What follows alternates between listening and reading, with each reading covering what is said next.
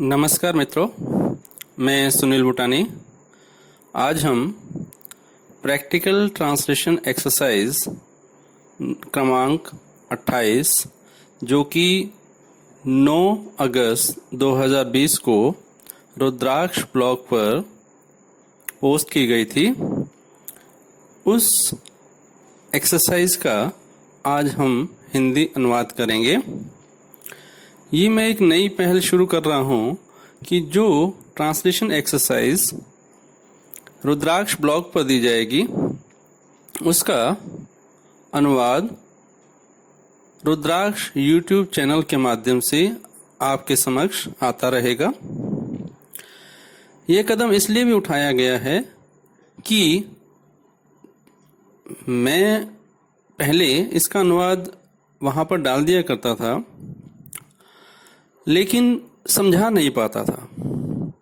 तो अब मुझे लगता है कि उसकी जो की है या उसका जो अनुवाद है वो मैं आपके सामने लिखित रूप में वहाँ पेश करूं। इससे बेहतर होगा कि मैं आपको समझाते हुए अनुवाद आपके सामने रखूं। ठीक है, तो ये मेरा एक नवीन प्रयास है, आशा है आपको बेहतर लगेगा। तो आइए शुरू करते हैं। जो पहला जो पैराग्राफ है वो देखते हैं।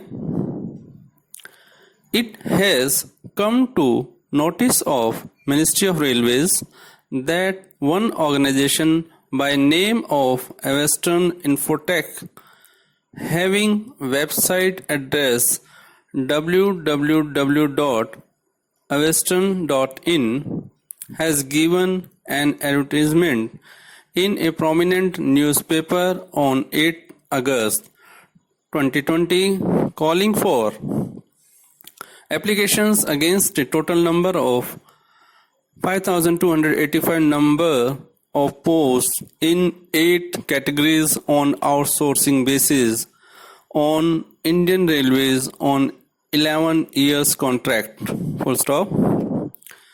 The applicants have been asked to deposit rupees 750 as online fee and last date for receipt of application has been mentioned as 10 September 2020. तो मित्रों, ये पहला पैराग्राफ है, इसका हम पहले अनुवाद करते हैं। आप समझ रहे हैं, आप समझ चुके होंगे क्योंकि मैं जानता हूं कि आपने अनुवाद भी कर लिया होगा। तो आइए हम शब्द वार देखते हैं। It has come to the notice, रेल मंत्रालय को यह ज्ञात हुआ है कि मिनिस्ट्री ऑफ रेलवेज यानी रेल मंत्रालय, दैट वन ऑर्गेनाइजेशन, एक संगठन जिसका नाम वेस्टर्न इन्फोटेक है, उसने जिसकी वेबसाइट www.aveston.in है, उसने एक विज्ञापन दिया है।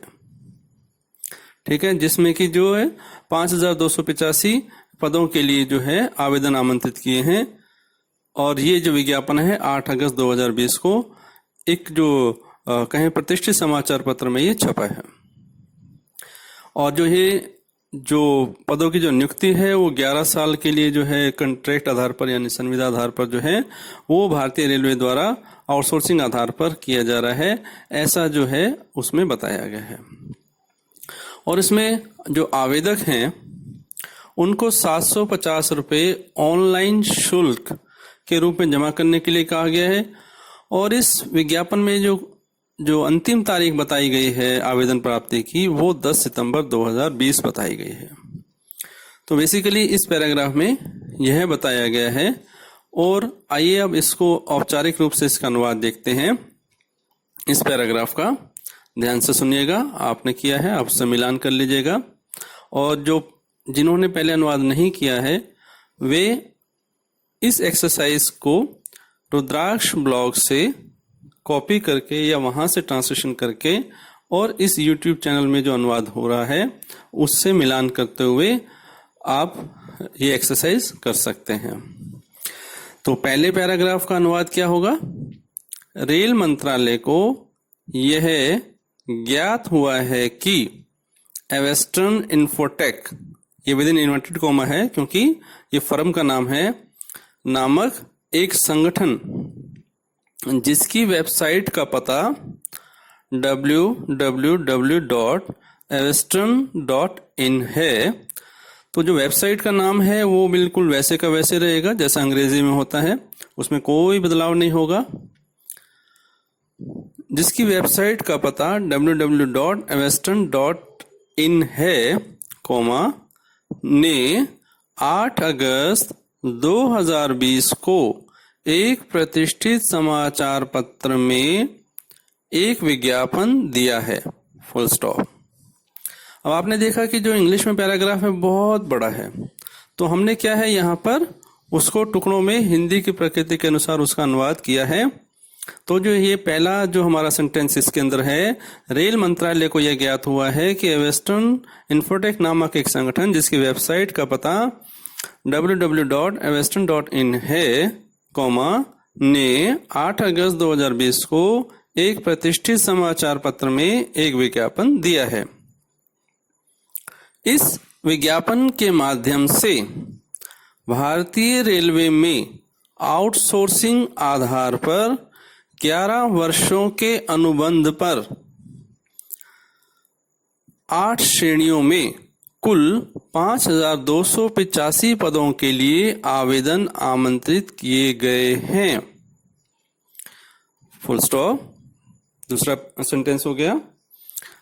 उसके बाद आवेदकों से 750 रुपये ऑनलाइन शुल्क के रूप में जमा करने के लिए कहा गया है और आवेदन करने की अंतिम तारीख 10 सितंबर 2020 बताई गई है। तो मित्रों, ये पहले पैराग्राफ का जो है ये अनुवाद मैंने आपके सामने रखा। तो आइए अब दूसरा पैराग्राफ देखते हैं।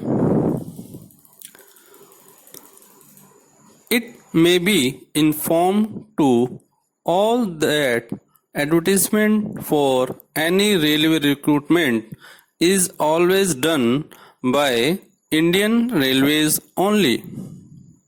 अब आप यहां देखेंगे कि ओनली शब्द जो है वो कैपिटल में दिया है। क्यों दिया है?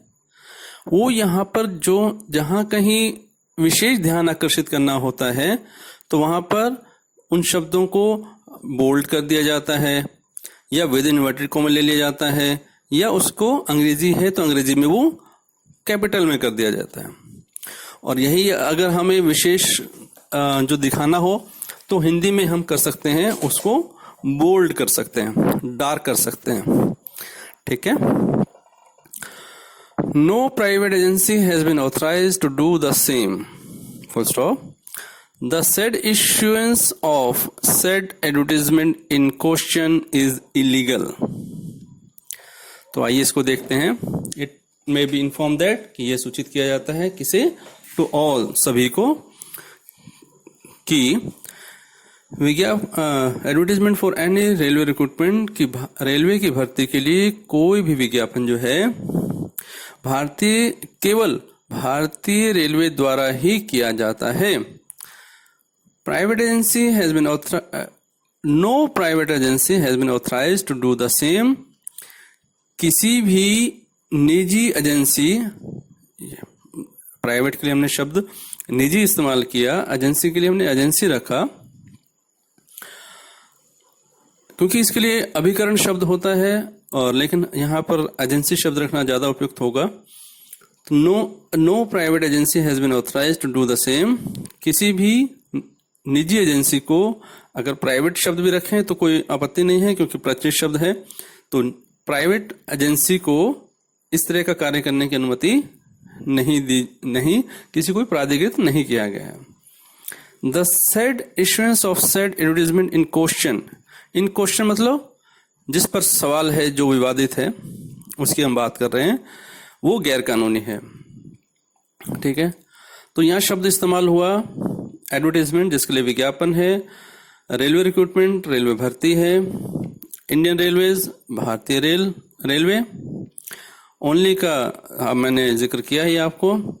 और प्राइवेट एजेंसी की जो बात है, प्राइवेट एजेंसी निजी संस्था भी हो सकता है, लेकिन मैं नहीं कहूंगा कि वो ऐसा करना चाहिए। प्राइवेट एजेंसी को अगर प्राइवेट एजेंसी भी लिखें तो कोई आपत्ति नहीं है, निजी एजेंसी लिखें तो भी चलेगा, लेकिन मैं चाहूंगा कि एजेंसी के लिए एजेंसी शब्द रखा जाए ताकि अधिक जो कम्युनिकेबल हो वो। हैज बीन ऑथराइज, ऑथराइज मतलब अधिकृत करना, ठीक है। तो इलीगल के लिए है गैर कानूनी। तो आइए इसका अनुवाद देखते हैं। सभी को यह सूचित किया जाता है कि किसी भी रेलवे भर्ती के लिए विज्ञापन केवल, तो यहां पर जो केवल है उसको हम बोल्ड कर सकते हैं क्योंकि वहां पर अंग्रेजी में कैपिटल दिया गया है। तो मैं दोबारा से शुरू कर रहा हूं। सभी को यह सूचित किया जाता है कि किसी भी रेलवे भर्ती के लिए विज्ञापन केवल भारतीय रेलवे द्वारा ही किया जाता है। इस कार्य के लिए किसी भी निजी एजेंसी को या प्राइवेट एजेंसी को अधिकृत नहीं किया गया है।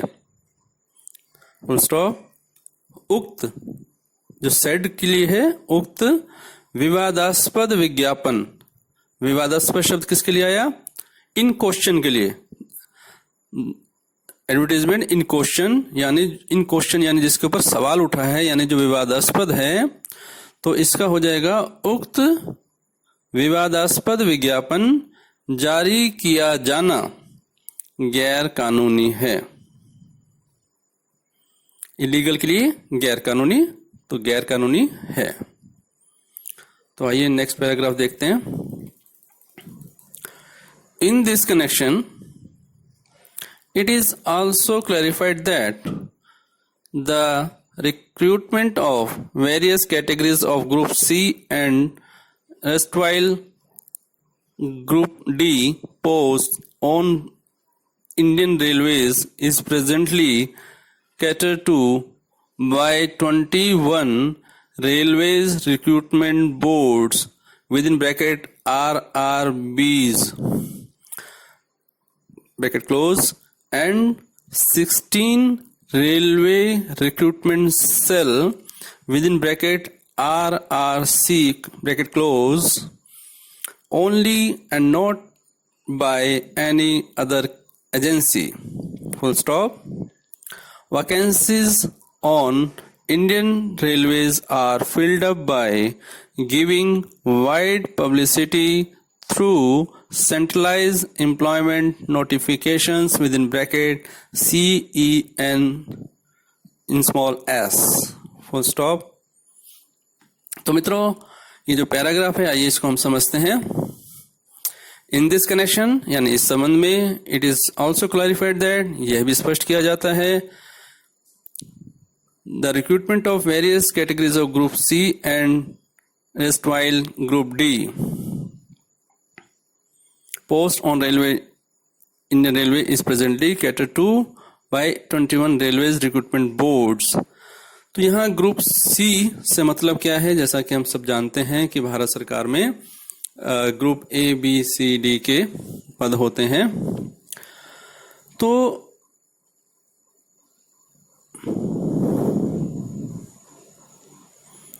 डी के पद होते हैं जिन्हें जो है एक उचित माध्यम से भरा जाता है। तो यहाँ पर उन्होंने कहा कि जो ये ग्रुप सी के जो पद हैं, जिन्हें पहले ग्रुप डी कहा जाता था, जैसे कि अब हमारे जो पिछले कुछ समय से जो ग्रुप डी के जो पद हैं, ग्रुप घ के जो समूह घ के जो पद हैं वो समाप्त कर दिए गए हैं और वो अब ग्रुप सी कहलाते हैं। तो ग्रुप डी का कोई भी पद भारत सरकार में नहीं है। तो यहाँ पर यह बताया गया कि जो पहले ग्रुप डी के पद हुआ करते हैं और अब जो ग्रुप सी के पद हैं उनके लिए, उनके ऊपर जो उनकी जो भर्ती होनी है उसका जो काम है वो 21 रेलवे भर्ती बोर्डों, तो आरआरबी क्या है? जो रेलवे रिक्रूटमेंट बोर्ड का एब्रीवेशन है RRBs.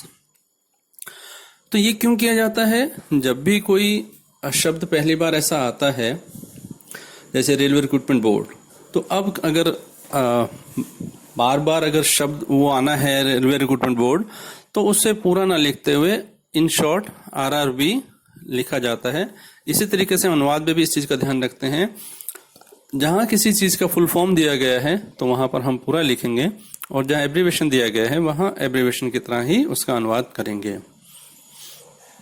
16 railway recruitment cell RRC।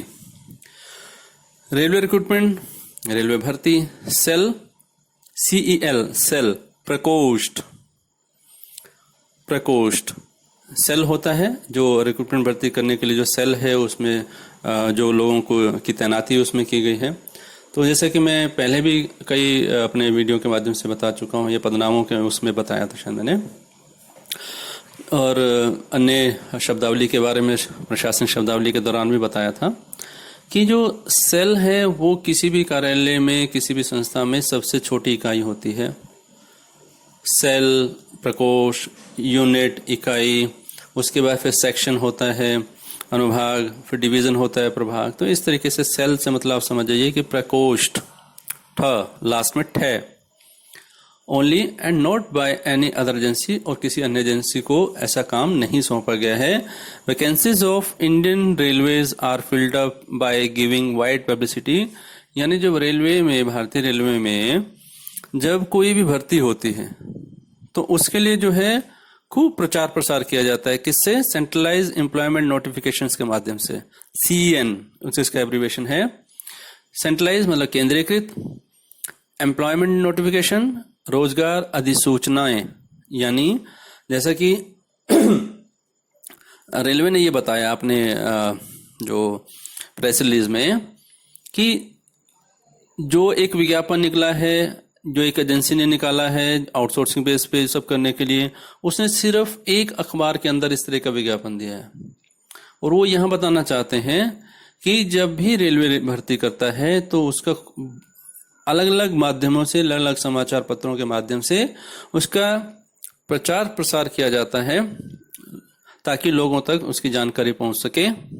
तो इसलिए ये जो विज्ञापन है वो फर्जी है, और इसके बारे में स्थिति स्पष्ट की गई है ताकि लोगों को ये पता चले कि जब भी रेलवे भर्ती करता है तो वो उसके भर्ती करने का तरीका क्या होता है, ताकि सबको ये ज्ञात रहे, कभी भी कोई इस तरह का विज्ञापन आए तो उसके प्रति सचेत रहें, और जो मौजूदा विज्ञापन भी आया है तो उसके प्रति भी सचेत रहें। तो आइए अब इसका अनुवाद देखते हैं।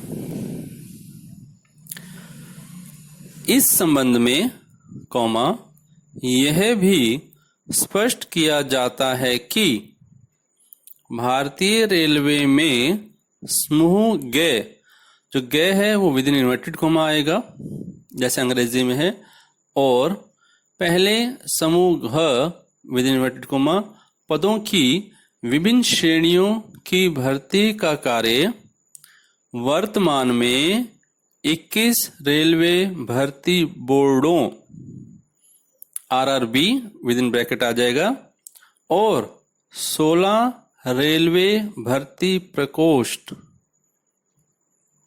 विद इन ब्रैकेट RRC, जो एब्रीवेशन है, अगर हम R लिखने के बाद देवनागरी में, उसके बाद डॉट लगा देंगे, फिर R लिखने के बाद फिर डॉट लगा देंगे, C लिखने के बाद फिर डॉट लगा देंगे, तो एब्रीवेशंस को लिखने की एक बहुत अच्छी तकनीक मैं कहूँगा कि ये है, जिससे कि एक नज़र में हम उसको अच्छे से पढ़ पाते हैं, समझ पाते हैं। तो इस तकनीक को जरूर अपनाना चाहिए। मैं दोबारा से बोल रहा हूँ।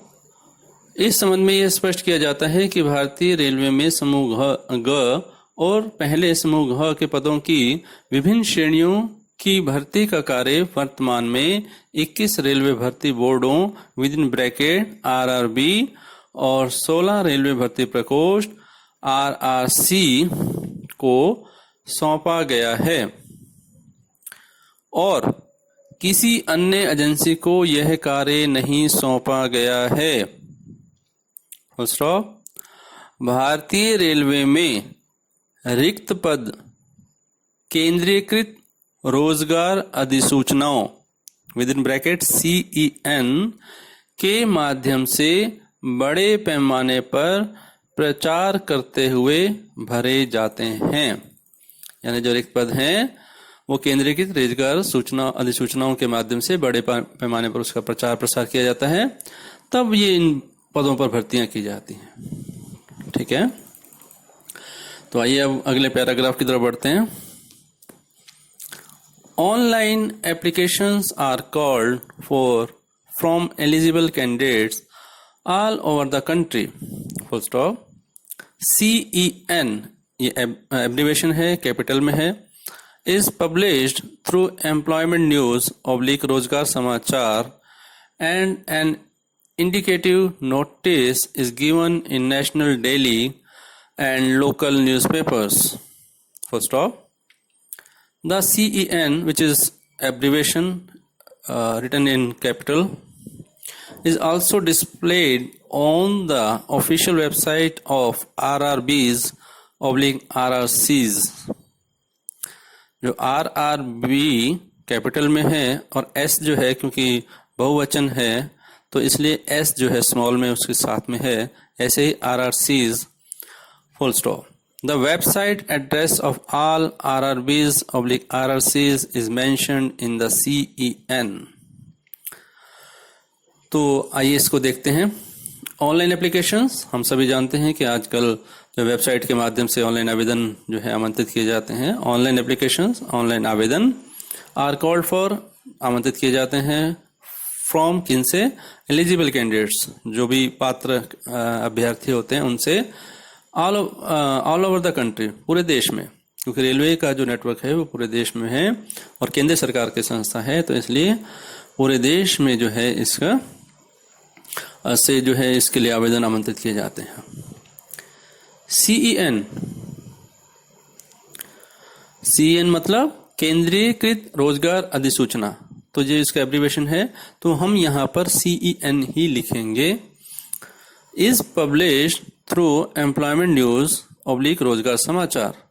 तो अब आप देखेंगे कि एम्प्लॉयमेंट न्यूज लिखा है / रोजगार समाचार लिखा है, तो इसका मतलब क्या है कि अंग्रेजी में जो निकलता है एम्प्लॉयमेंट न्यूज के नाम से निकलता है और हिंदी में रोजगार समाचार के नाम से निकलता है। तो ये बताना चाहते हैं अंग्रेजी और हिंदी दोनों में वो प्रकाशित किया जाता है।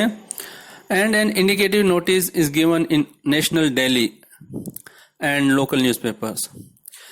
जब ये एम्प्लॉयमेंट न्यूज में और रोजगार समाचार पत्र में जब प्रकाशित किए जाते हैं ये विज्ञापन, तो उसका जो है एक परिचयात्मक या परिचायक या उसके बारे में एक सूचना जो है वो नेशनल डेली मतलब राष्ट्रीय समाचार पत्र, डेली मतलब यहाँ पर समाचार पत्र से है, नेशनल डेली दैनिक समाचार पत्र, और local newspaper and local newspaper मतलब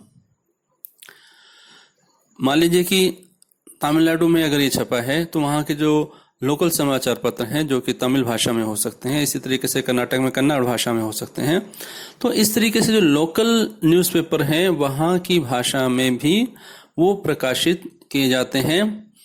या इसके अलावा वहाँ के जो अंग्रेजी के समाचार पत्र हैं या दूसरे समाचार पत्र हैं जो लोकल लेवल के होते हैं, जैसा कि हम सभी जानते हैं कि अलग अलग आजकल एडिशंस वगैरह निकलते हैं, दिल्ली का एडिशन अलग है, अहमदाबाद का अलग है, लखनऊ का अलग है। तो इस तरीके से कोई भी अगर हम आज सोचें कि कोई समाचार है वो अगर प्रकाशित हुआ है तो वो पूरे देश में प्रकाशित हुआ होगा या एक ही समाचार पत्र पूरे देश में गया होगा, तो ऐसा नहीं है। तो एडिशन वाइज जो है आजकल समाचार पत्र प्रकाशित हो रहे हैं, जिस एरिया का वो होता है लोकल, वहाँ के समाचारों को उसमें वरीयता दी जाती है। हाँ, जो राष्ट्रीय समाचार होते हैं उन्हें जो है वो प्रमुखता से सभी समाचार पत्रों में स्थान दिया जाता है, सभी लोकल न्यूज़पेपर में स्थान दिया जाता है, लेकिन उसमें ज़्यादातर समाचार जो है वो उस स्थानीय समाचार होते हैं, उस क्षेत्र के समाचार होते हैं, उस राज्य के समाचार होते हैं। The website address of all RRBs / RRCs is mentioned in the CEN। वो कह रहे हैं जो रेलवे रिक्रूटमेंट बोर्ड हैं जिन्हें RRB कहा गया है और RRC जिन्हें रेलवे रिक्रूटमेंट सेल कहा गया है, उनकी जो वेबसाइट का जो पता है उसके बारे में CEN यानी जो केंद्रीकृत रोजगार अधिसूचना है, central employment notification, centralize employment notification, तो उसमें उसका उल्लेख किया जाता है। तो मित्रों, यह मैं वैसे आपकी जानकारी के लिए बताना चाहूँगा कि अगर आपको भारत सरकार के किसी भी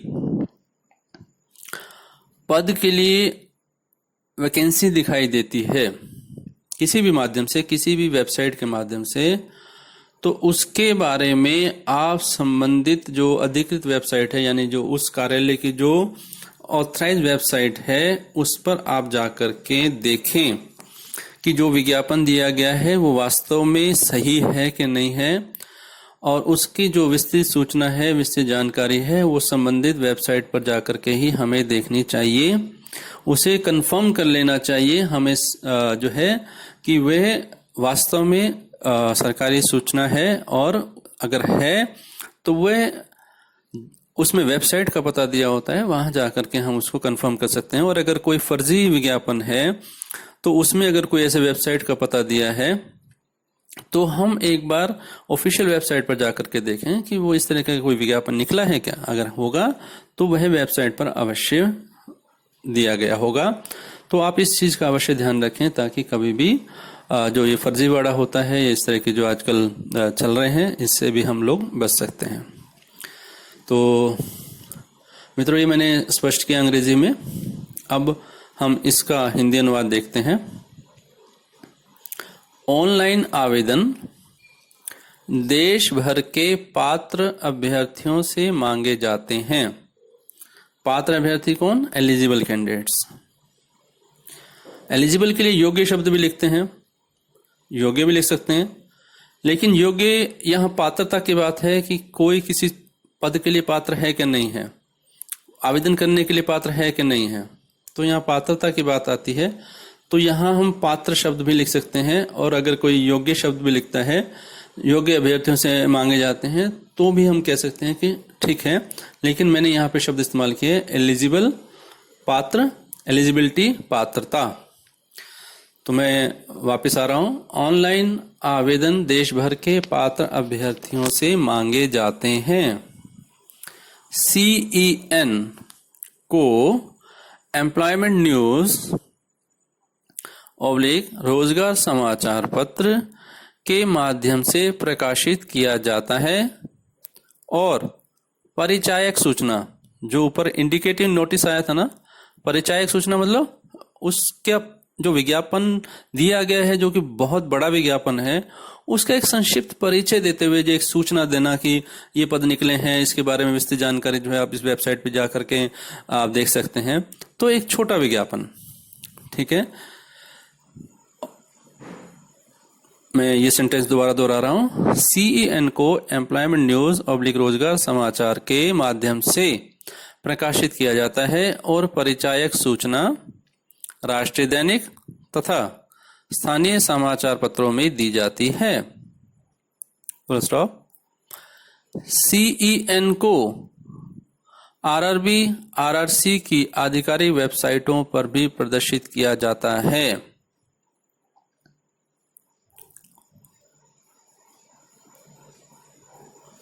माफ कीजिएगा, मैंने यहाँ पर इसको करेक्ट करना चाहूंगा। The website addresses of all RRBs, RRCs is mentioned in the CEN, यानी जो केंद्रीकृत रोजगार अधिसूचना है उसमें सभी RRB / RRCs के जो वेबसाइट पता है उसका उल्लेख किया जाता है, उसका उल्लेख होता है। ठीक है। अब हम अगला पैराग्राफ चलते हैं, छोटा है, एक ही सेंटेंस का। It is further clarified that the railways have not authorized any private agency as yet to do the recruitment of staff on its behalf as alleged by the above named agency. Full stop. It is further clarified क्योंकि ऊपर clarify किया गया है। further clarified यह भी स्पष्ट किया गया है, railways have not authorised, railway ने किसी को भी अधिकृत नहीं किया है, किसी भी निजी एजेंसी को अधिकृत नहीं किया ऐसा करने के लिए कि वो उनकी तरफ से ये रिक्रूटमेंट करे, स्टाफ की भर्ती करे, ऐसा उन्होंने किसी को भी अधिकृत नहीं किया है। जैसा कि उक्त जो एजेंसी है, जो एजेंसी का नाम बताया गया है, उसमें जैसा कि आरोप लगाया गया है, ऐसा कुछ नहीं है।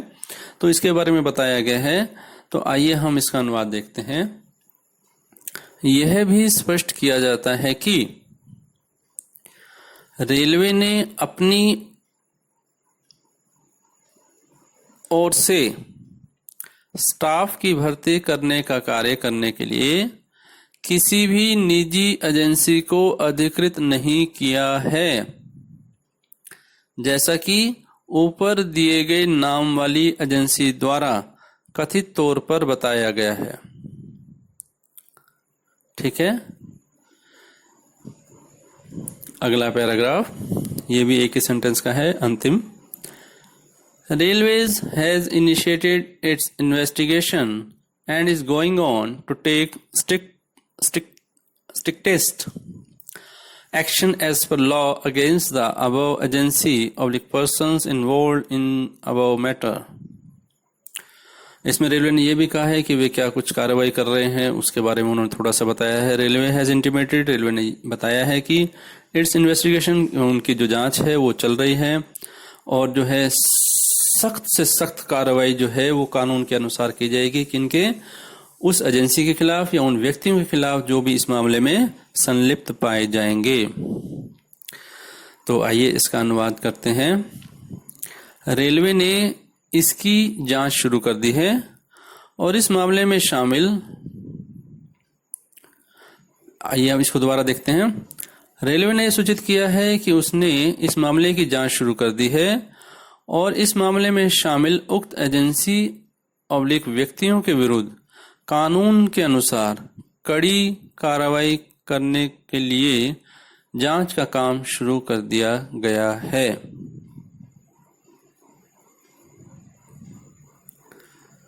ठीक है, तो ये जो है एक एक्सरसाइज थी जो मैंने आपको ऑडियो के माध्यम से बताने और समझाने का प्रयास किया है। आशा है कि आपके लिए लाभदायक होगी और मैं आप लोगों को ठीक से समझा पाया हूँगा, ऐसा मेरा विश्वास है, ऐसा मेरा मानना है। इसी प्रकार जो है और भी जो आगे की जो ट्रांसलेशन एक्सरसाइज है उसका अनुवाद जो है मैं इसी तरीके से समझाते हुए आपके समक्ष रखूँगा। तो इसी के साथ आप सभी का बहुत बहुत धन्यवाद अंत तक रुकने के लिए और ये एक्सरसाइज करने के लिए। शुक्रिया।